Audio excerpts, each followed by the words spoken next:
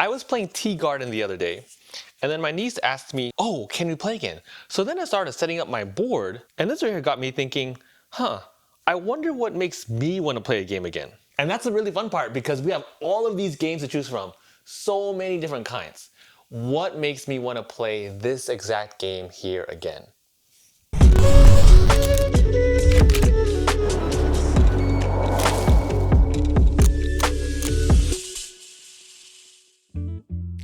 Welcome back to the Wolfpack, everyone. Today I wanted to talk about 3 things that makes me want to play a game again. And the first one is relevancy, because when a game is brand new, come on, all of us want to play a brand new game, which is why you're probably here on the channel, because I get a ton of new games in, and I love the experience of getting new games. Don't get me wrong, I love playing old games, but you gotta admit, when you get a brand new shiny game in, it becomes so relevant then and there.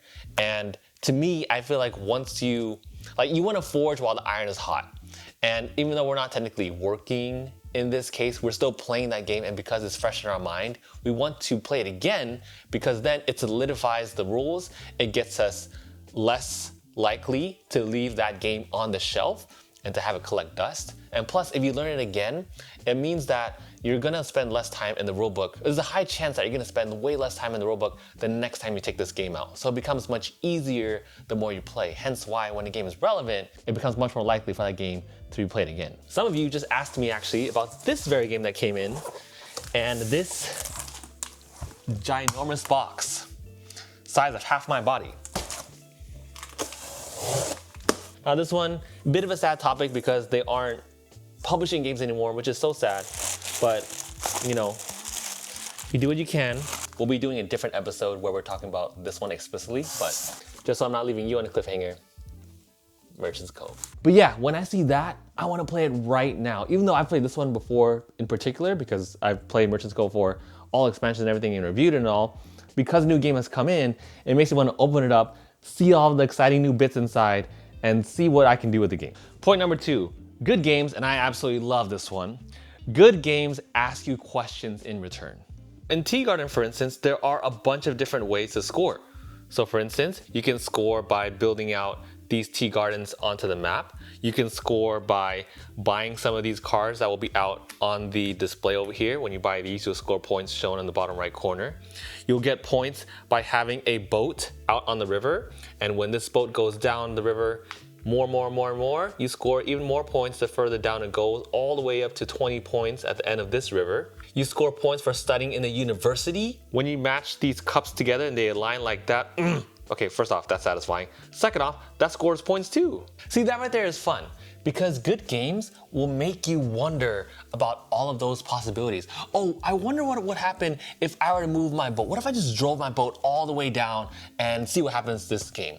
Or what if I just focused a little bit less on this university and spend those resources I could have spent there, instead buying cards which would give me more actions in the game? That's usually a great sign that a good game is being played when you are asking yourself all those questions and that there are multiple paths to victory. Usually a very good premise to knowing that this game is going to be a good fit for you. When games have multiple paths to victory and they have all kinds of opportunities for you to push and pull things in different directions, like this pie chart can be molded by pushing and pulling the cards and pushing and pulling the emperor. So sometimes if you focus on the cards, this region will get bigger. But then if you spend less time on cards, and this region will get smaller and then emperor will get bigger. Good games will do things like this, where they resize all kinds of areas that players can choose from. That way it makes you want to play the game again. And at the end of the day, what does that do? It increases replayability. Now this may be a hot take, but here's the thing. Good games, they last a little bit too short. They're borderline almost good enough, but just a little too short to the point where it makes you want to play again. It's like binging through your favorite TV series like Daredevil or Punisher, which are personally mine. It's like at the end of every single episode, you're always wondering what's happening next because there's a cliffhanger.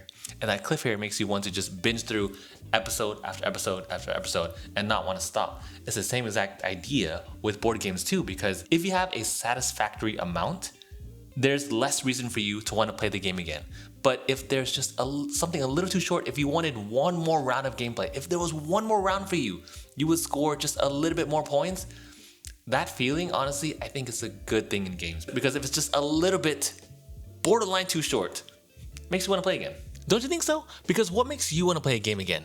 For me, once a game is new, it comes in the mail, it has a lot of relevancy right there because everyone's talking about it, of course, all the hype, and the fact that it's something that I haven't experienced before, that 100% makes me want to play again and get the game back to the table. Hence why we play Tea Garden again, back to back. But then that leads to the next point, which is the game asks you questions. It's almost as if if you ever watched Sherlock, it's almost like a mind palace where you're opening all of these kinds of doors and seeing what it's like on the other side.